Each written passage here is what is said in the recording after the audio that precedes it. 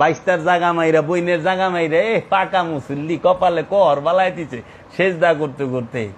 এইটি তো বাদ পার। এর লেগে আল্লাহ মাথা নতকে সেজদাই বলে নাই।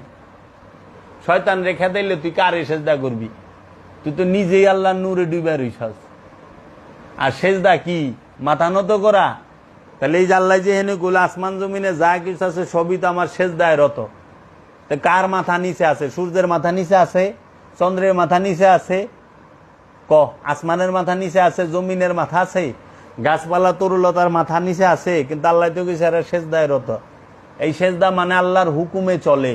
সূর্য একদিনও আল্লাহর নিয়ম ভঙ্গ করে না, আল্লাহর হুকুম অমান্য করে না। চন্দ্র, তারা, গ্রহ, এই গাছপালা তরুলতা কোনো কিছু আল্লাহর নিয়মের বাহিরে চলে না। আল্লাহর হুকুম সম্পূর্ণরূপে মানার নাম হইল সেজদা।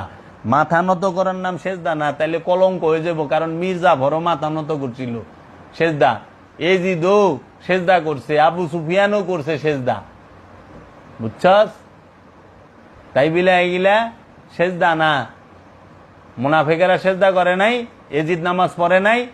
সরমুনায়ের পিসার দিকে এজিদ 100 রাকাত নামাজ পড়ছে, তাই কি সেজদা করছে? করে নাই তো। আবু সুফিয়ান করে নাই সেজদা? করছে তো। আচ্ছা উঠি বাদ দেই, এই যে জঙ্গিরা নামাজ পড়ে না?